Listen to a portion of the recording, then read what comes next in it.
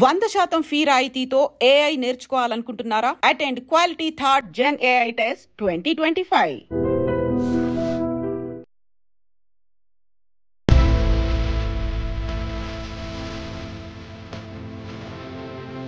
కుంభమేళా గురించి ఎంత టాపిక్ నడుస్తుందో ఇప్పుడు మోనాలిసా గురించి కూడా మీలాంటి వాళ్ళు నాలాంటి వాళ్ళు కూడా మాట్లాడుతున్నారు. మోనాలిసా అది నేను కూడా చూసానండి. చూస్తూ కూడా నిజంగా నాకు కూడా భలే ఉందే అమ్మాయి, ఎంత బాగుందో అని అనిపించింది. కుంభమేళా ఎందుకు, ఏంటి, దీని హిస్టరీ ఏంటి, ఇవన్నీ తెలుసుకోవాల్సిన సందర్భంలో అక్కడ కూడా మనం ఒక గ్లామర్ పాయింట్, అక్కడ కూడా మనం ఒక పాయింట్ ఆఫ్ అట్రాక్షన్ వెతుక్కునే పరిస్థితుల్లో మన మీడియా ఉన్నది.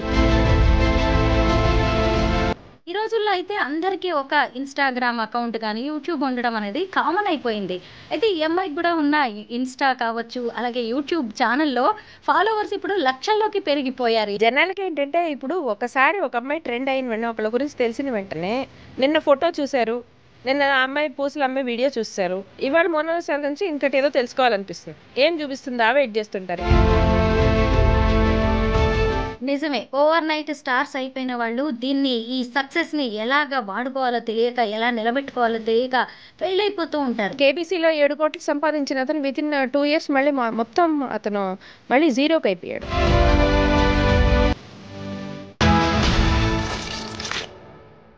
అందరికీ నమస్కారం, నేను Swaroopa Potlapalli. Welcome to I dream. ఉత్తరప్రదేశ్లోని ప్రయాగ్రాజ్లో జరుగుతున్న మహాకుంభమేళా అద్భుతంగా జరుగుతోంది. ఈ త్రివేణి సంగమంలో స్నానాలు ఆచరించడం, అక్కడ జరిగే విశిష్ట పూజలు, అలాగే అఘోరాలు, నాగసాధువుల గురించి దేశ విదేశాల్లో ఎంత చర్చ జరుగుతుందో, అక్కడ తళుక్కున మెరిసిన మోనాలిసా గురించి కూడా అలాగే ఎంతో పెద్ద చర్చ అనేది జరుగుతోంది. అసలు మనం మహాకుంభమేళాకి సంబంధించి ఒక 10 వీడియోస్ చూస్తే ఖచ్చితంగా ఒక మోనాలిసా వీడియో మనకి ట్రెండింగ్లో కనిపిస్తూ ఉంటుంది. అసలు రాత్రికి రాత్రే మోనాలిసా ఇలా ట్రెండ్ సెట్టర్గా, హాట్ టాపిక్గా ఎలా మారిపోయింది? ఆమె సెలబ్రిటీ స్టార్ స్టేటస్కి కారణమేంటి? అసలు మోనాలిసాని ఇంత ట్రెండింగ్లోకి తీసుకొచ్చిన విషయాలేంటి అనేది చెప్పడానికి ప్రస్తుతం నాతో పాటు సైకాలజిస్ట్ నళిని టీచర్ ఉన్నారు. ఆవిడతో మాట్లాడి మోనాలిసా గురించి ఎవ్వరికీ తెలియని ఎన్నో విషయాలను ఇప్పుడు మనం తెలుసుకుందాం. మేడం నమస్తే. నమస్తే అండి. మీరు చూసారు కదా అసలు మహాకుంభమేళా ఎంత అద్భుతంగా జరుగుతుంది. ఎక్కడ చూసినా గానీ మహాకుంభమేళా గురించే ఎక్కువగా మాట్లాడుకుంటున్నారు. అయితే కుంభమేళా గురించి ఎంత టాపిక్ నడుస్తుందో ఇప్పుడు మోనాలిసా గురించి కూడా మీలాంటి వాళ్ళు నాలాంటి వాళ్ళు కూడా మాట్లాడుకుంటున్నారు. అసలు మోనాలిసాని ఇంత స్టార్ ని చేసిన విషయాలు ఏంటి, దాని వెనక ఉన్న కారణాలు ఏంటంటారు? మోనాలిసా అది నేను కూడా చూసానండి. చూస్తూ కూడా నిజంగా నాకు కూడా భలే ఉందే అమ్మాయి, ఎంత బాగుందో అని అనిపించింది. సహజమైన అందం చక్కగా, అండ్ అలాగే ఒక నిర్మలమైన నవ్వు. ఫస్ట్ అమ్మాయిని చూసిన వెంటనే మనకు కనిపిస్తుంది ఒకటి, ఆ కళ్ళులో ఒక చక్కటి అందం, చాలా బాగున్నాయి, పెద్ద కళ్ళు వేసుకొని, అలాగే నవ్వులో కూడా చాలా నిర్మలంగా ఉంది, పలకరిస్తున్న. అందరూ కూడా ఫోటో అడుగుతుంటే ఆ అమ్మాయి కొంచెం మొహమాటగా, కొంచెం బెరుగ్గానే కాదనలేక చేయటం కానీ, జనాలు ఇవి ఎంత అమ్ముతున్నారు ఏంటి అని ప్రశ్నలు అడుగుతుంటే అమ్మాయికి సమాధానం చెప్పే విధానంలో కూడా ఒక స్వచ్ఛత, అంటే ఏ మురికి, ఇంకా ఈ మైల, ఈ ప్రపంచం తాలూకు ఏ అభిజాత్యాలు అంటని ఒక సహజమైన ముత్యంలాగా అనిపించింది అమ్మాయి కూడా. సో స్వతహాగా అమ్మాయి అంత అందంగా ఉంది కాబట్టి అక్కడ అందంగా ఉందే అని అనుకోవడం ఒక లెక్క.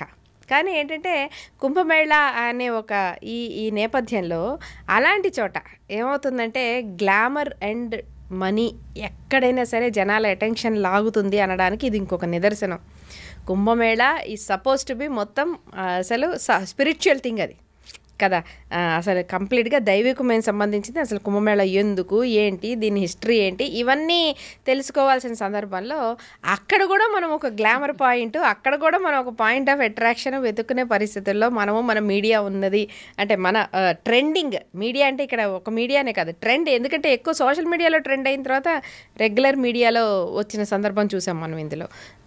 సో ఇది ఏంటంటే మన కళ్ళు ఎంతకీ కూడాను అందాన్ని, ఆనందాన్ని వెతుకుతాయి. అంటే మౌలికంగా మనిషి అనేవాడు ఎప్పుడూ కూడాను ఎక్కడున్నా సరే ఒక అందాన్ని, ఆనందాన్ని వెతుక్కుంటూ ఉంటాడు అనడానికి ఇది ఒక ఎగ్జాంపుల్ అన్నమాట. అంత కుంభమేళాలో అంత నాగా సాధువులు, ఒళ్ళంతా బూడిద పూసుకున్న వాళ్ళు, వీళ్ళంతా తిరిగే చోట మనం ఓ చక్కటి అందమైన అమ్మాయి కనిపించిన వెంటనే అందరి దృష్టి వెళ్ళిపోయింది. అంటే మౌలికంగా మనందరం కూడా అందాన్ని ఆనందాన్ని కోరుకునే వ్యక్తులమే అన్న విషయం ఇది అంటే సైకాలజిస్ట్గా నాకు అది అబ్జర్వ్ చేస్తుంది. ఎక్కడున్నా మనం అది చూడటానికి ఇష్టపడతాం కదా అన్నది ఒకటి.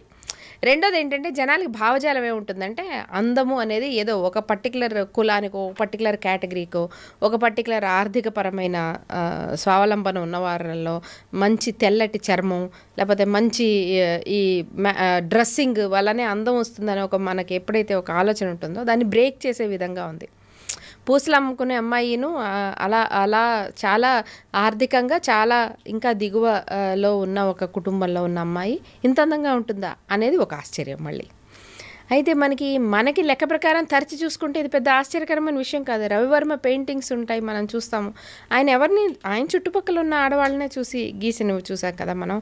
మన శిల్పాలు చూసినా కూడా అందులో ఏదో పెద్ద పెద్ద పనులు చేస్తున్న ఆడవాళ్లే ఉండరు.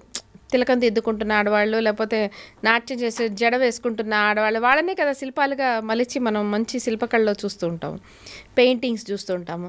ఎంకి పాటలు ఉంటాయి, ఎంకి నా ఎంకి అని పాడే దాంట్లో ఆయన ఎంత చక్కగా ఒక గ్రామీణ అమ్మాయిని తన దృష్టితో ఎలా పలకరిస్తారు. సో ఆ beauty lies in the eyes of the beholder అన్నట్టు అందం అనే దానికి చూసేవారి యొక్క దృష్టి ఎంత ఆధారపడినా కూడా కొన్ని మనకి జనరల్గా వీళ్ళు మాత్రమే అందంగా ఉంటారు, ఈ కల్లో పుట్టిన వాళ్ళే, ఇంత చర్మం ఉన్న వాళ్ళే బాగుంటారు, ఈ మాత్రం డ్రెస్సింగ్ ఉన్న వాళ్ళే బాగుంటారు అనే ఒక మిత్స్ అన్నిటినీ బ్రేక్ చేసి చక్కగా ఎక్కడైనా సరే ఒక బురదలో నుంచి ఒక కమలం పుడుతుంది కదా, అట్లాగా ఈ అమ్మాయి కూడా అలా అక్కడ ఉండే మట్టిలో మాణిక్యంలాగా అమ్మాయి నవ్వు నిజంగానే మట్టిలో మాణిక్యంలాగా మెరిసింది, కమలంలా వికసించింది.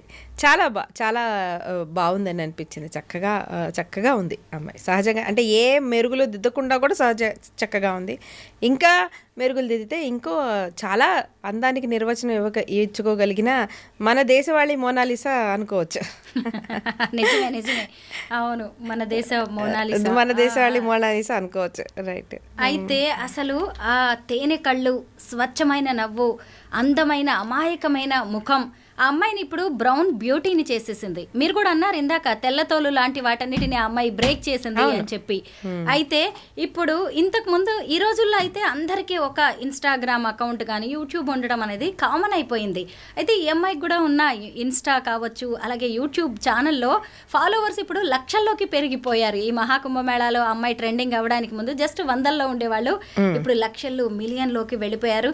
ఇలాగా మోనాలిసా ఒక వీడియో పెట్టింది అనుకోండి, ఆ వీడియోకి జస్ట్ గంటల్లోనే మిలియన్స్ లో వ్యూస్ వస్తున్నాయి.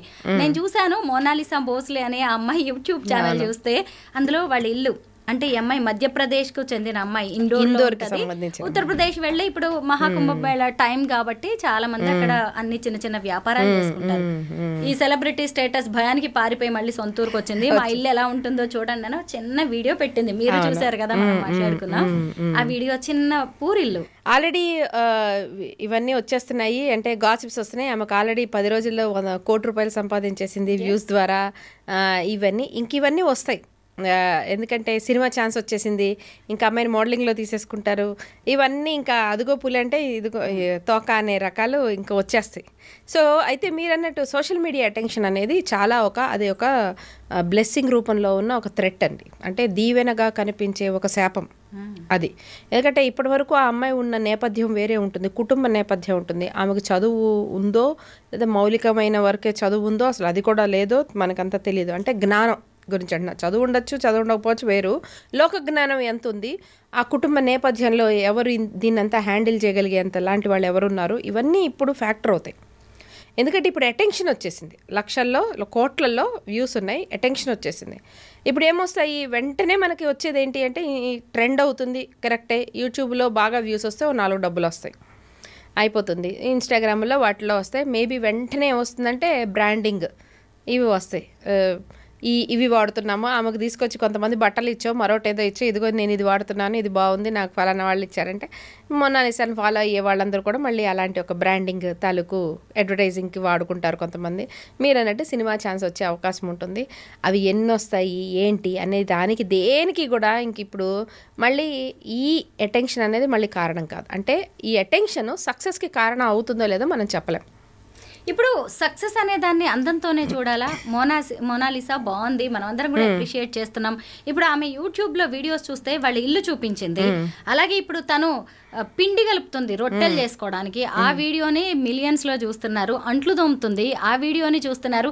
అసలు జనం మైండ్ సెట్ ని మనం ఎలా చూడాలి?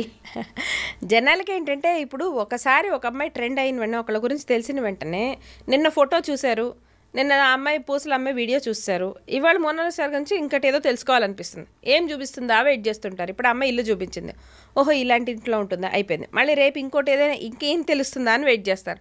అప్పుడు అమ్మాయి మీరు అన్నట్టు పిండి చేస్తున్నాను, రొట్టెలు వేస్తున్నాను, మేకలు కాస్తున్నానో, ఇల్లు సర్దుకుంటున్నాను, ఎన్ని రోజులు నడుస్తుంది ఇది? జనాలు సెర్చ్ చేస్తూ ఉంటారు. సో ఈ సెర్చ్ చేస్తున్న కొద్దీ, వ్యూస్ వస్తున్న కొద్దీ అవతల వాళ్ళు ఏం చేస్తారు, ఏమేం చూపించగలమా అని వాళ్ళు ప్రయత్నిస్తుంటారు.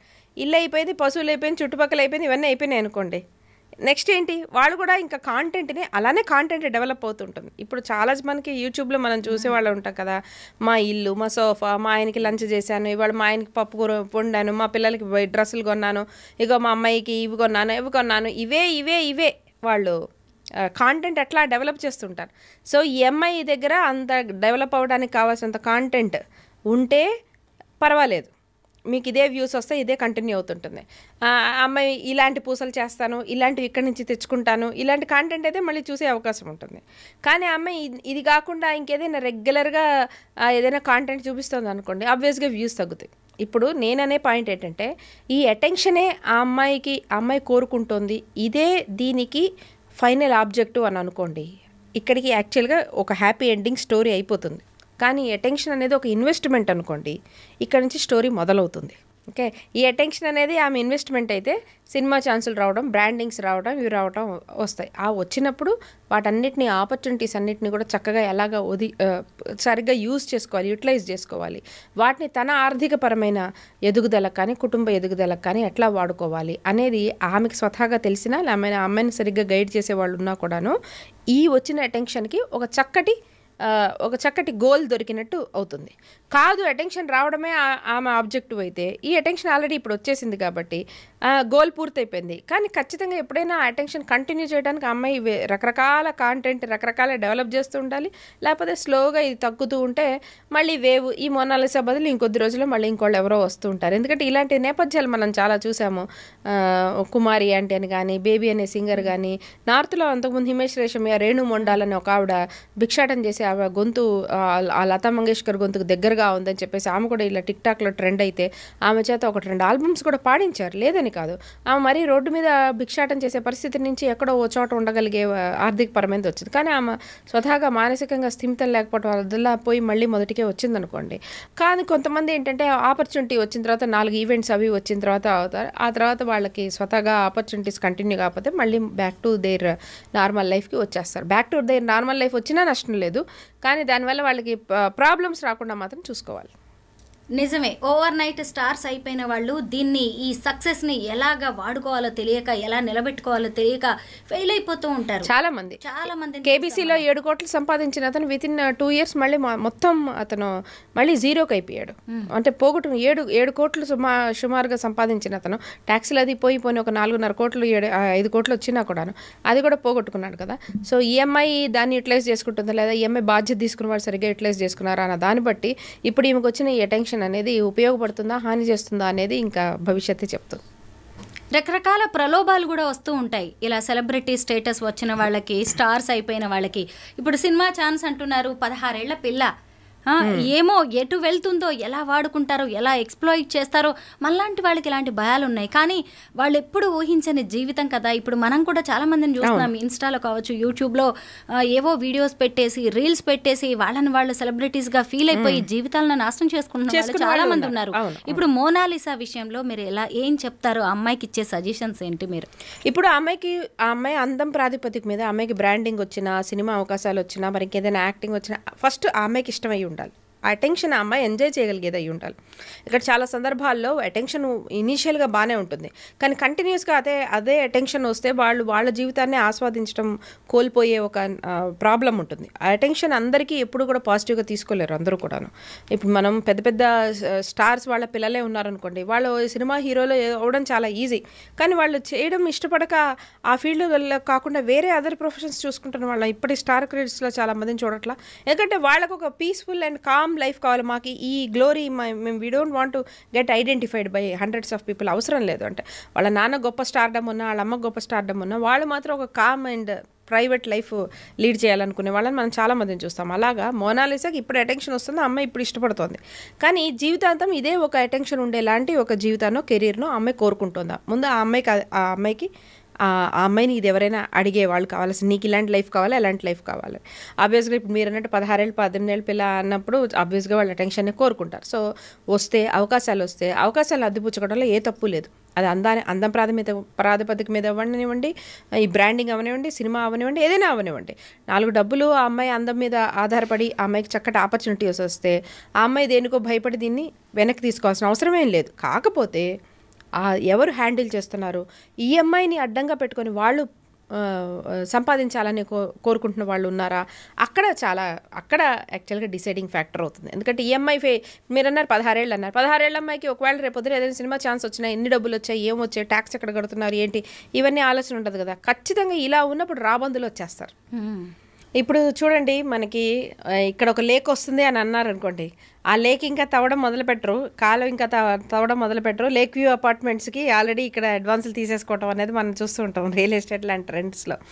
సో అలాగా ఇప్పుడు ఈ అమ్మాయి కనిపించిన వెంటనే అవకాశాలు పేర్లతో వచ్చేవి, కానీ మనం చూస్తే మరి కుటుంబం అనేది చాలా బీద కుటుంబం అలాంటి ఒక నేపథ్యం అనేది మనం చూసాం. కాబట్టి ఖచ్చితంగా ఇప్పుడు ఈమెకి అలాంటి అవకాశాలు ఇప్పిస్తాం, ఇలాంటి అవకాశాలు ఇప్పిస్తామని చెప్పేసి వచ్చేవాళ్ళు, చుట్టూ చేరేవాళ్ళు చాలామంది ఉంటారు.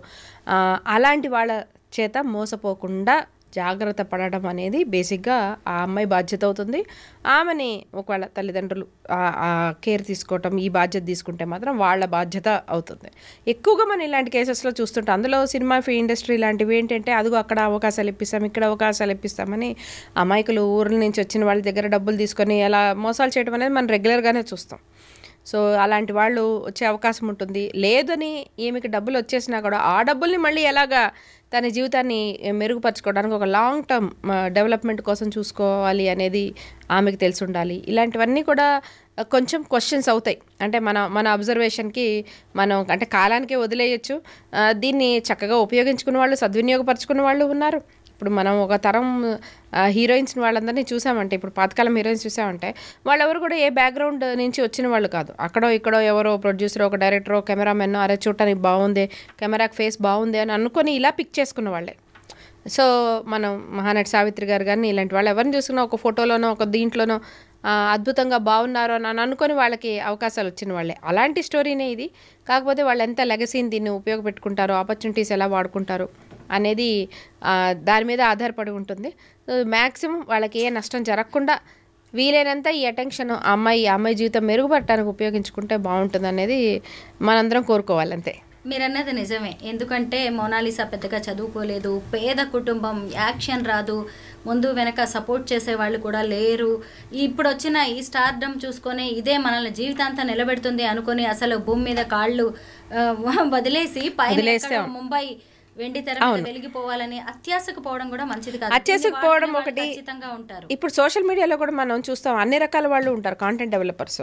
ఇప్పుడు ఇలానే ఒక యాక్టర్స్ కానీ మరొక ఏదైనా నేపథ్యం లేదా ఏదైనా పని, ఇప్పుడు చిన్న చిన్న స్వీట్స్ షాప్స్ ఇలా మెయింటైన్ చేస్తున్న వాళ్ళు, లేకపోతే ఏ టైలరింగ్ చేస్తున్న వాళ్ళు కూడా వాళ్ళ పనిలో ప్రైడ్ వెతుక్కుంటారు. అంటే వాళ్ళ పనిలో ఒక కాన్ఫిడెన్స్, ఒక గౌరవం. మనం చేసే పని కూడా ఏం తక్కువ పని కాదు కదా, మనం చేసే పని మనం గొప్పగా చెప్పుకుందాము అనే ఒక సద్భావనతో వాళ్ళ పనిని, వాళ్ళకు వచ్చిన ఆర్డర్స్ని కూడా వాళ్ళు చూపించుకుంటూ, టైలరింగ్కి లేడీస్ ఎంతమంది చూపిస్తారు, నాకు ఇలాంటి ఆర్డర్ వచ్చిందండి, నాకు అమెరికా నుంచి ఇలా ఆర్డర్ వచ్చింది, ఇగో ఇవన్నీ 2 రాత్రులు కష్టపడి నేను కుట్టి పంపిస్తున్నాను అని చెప్పి ఇలా చిన్న చిన్న వీడియోస్ చేస్తారు. అవి చూసి మరింత బిజినెస్ వాళ్ళకు వస్తుంటుంది. కొంతమంది ఇంత కష్టపడి పొలాల్లో పండించే వాళ్ళు కానీ రైతులు కూడా వాళ్ళు ఓన్గా ఒక యూట్యూబ్ ఛానల్ పెట్టుకోండి, ఇదిగోండి ఒక ఈ చెట్టు రావాలంటే, ఒక ముక్క రావాలంటే, ఒక ఈ పైరు రావాలంటే ఇంత కష్టం ఉంది దీని వెనకాల అని చెప్పేవాళ్ళు కానివ్వండి, అవన్నీ కూడా మనకి చాలా ఏంటంటే మనకు కూడా ఒక వారి కష్టం మీద, వారి పని మీద మనకు కూడా గౌరవం వస్తూ ఉంటుంది. సో అలా మెయింటైన్ చేయడంలో తప్పేం లేదు. కాకపోతే వ్యూవర్షిప్ మెయింటైన్ చేయడం కోసం కొన్ని రకాల వాళ్ళని చూస్తాం. అదే వ్యూవర్షిప్ మెయింటైన్ చేయడం కోసం ఇంకేంటంటే వాళ్ళు ఇలా చెప్తే నడవదని అనుకొని ఇంకా ఎక్కువ జనాలు ఎలాంటి కాంటెంట్ చూస్తారా అని కొంచెం క్వాలిటీ తగ్గించుకొని వాళ్ళ జీవితానికి ఒక మచ్చబడే టైప్ ఆఫ్ కాంటెంట్లోకి జారిపోతున్న వాళ్ళని చూస్తాం. అన్ని రకాల ఇట్స్ ప్యూర్లీ చాయిస్ అంతే. మనం ఎటు పెట్టుకుందాం, మనం దీన్ని ఎలా వాడుకుందాం ఈ టెన్షన్ని అనేది ప్యూర్గా కాన్షియస్గా తీసుకోవాల్సిన చాయిస్ అంతే. నిజమే, మీరు చాలా బాగా చెప్పారు. మోనాలిసా ఈ టైంని సరిగ్గా ప్లాన్ చేసుకోవాలి. ఆమెకు వచ్చే అవకాశాలను కూడా సద్వినియోగం చేసుకుంటే మంచిది. ఇదంతా జీవితాంతం ఉంటుంది అనుకోవడం కూడా కరెక్ట్ కాదు. Thank you so much Nalini teacher. Thank you.